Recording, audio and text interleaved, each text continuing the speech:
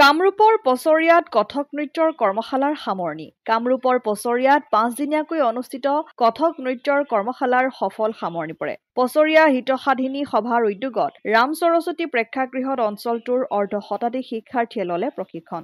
আন্তঃৰাষ্ট্ৰীয় খ্যাতিসম্পন্ন কথক নৃত্যৰ গুৰু হেমন্ত কুমাৰ কলিতাই শিক্ষাৰ্থীসকলক 5 দিনীয়া কৰ্মশালাত প্ৰশিক্ষণ দিয়ে। সামৰণি অনুষ্ঠানত শিক্ষাৰ্থীসকলে কথক নৃত্য পৰিৱেশন কৰি উপস্থিত ৰাইজক আমোদ দিয়ে।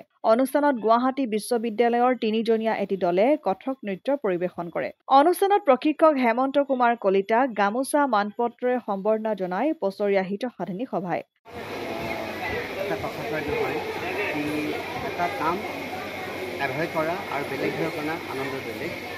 মোৰ সদায় ইচ্ছা কি আমাৰ কামৰূপ জিলাত আমাৰ শাস্ত্ৰীয় নৃত্যৰ প্ৰচাৰ হ'ব লাগে আৰু তাৰ কাৰণে আমি কথক গুৰুবিলাক আমি ক্লাববিলাক দায়বদ্ধ।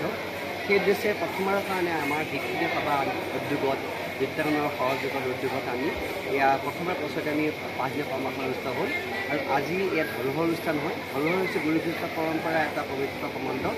আৰু গুৰু নহ'লে খ্ৰীষ্টান নহয়, খ্ৰীষ্টান গুৰু নহয়।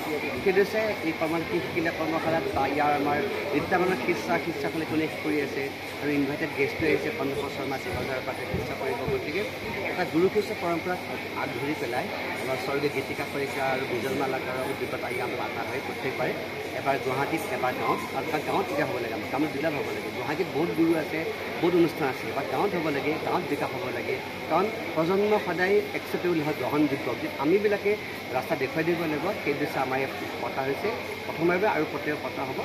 সকলোকে মই ধন্যবাদ দিছোঁ। শিক্ষাগুৰু সভা কিমান ছাত্ৰ 65-70টা বাচ্চা আহিছে ধুনীয়াকৈ 5 দিনীয়া কৰ্মশালাত কথকৰ মানে থিয়ৰী, প্ৰেক্টিকেল আৰু অভিনয় গোটেইখিনি কভাৰ কৰা হৈছে। লগতে ব্যায়াম আৰু এজন ভাল ব্যক্তি হোৱা, মুদ্ৰাৰ বিষয়ে, অভিনয়ৰ বিষয়ে, সিহঁতে মানে নৃত্যৰ লগত সিহঁতৰ লাজ কেনেকৈ ভাঙে, এজন ভাল স্পীকাৰ কেনেকৈ হয়, থিয় কেনেকৈ হ'ব লাগে, সেইটো বৰ দৰকাৰ আজিকালি।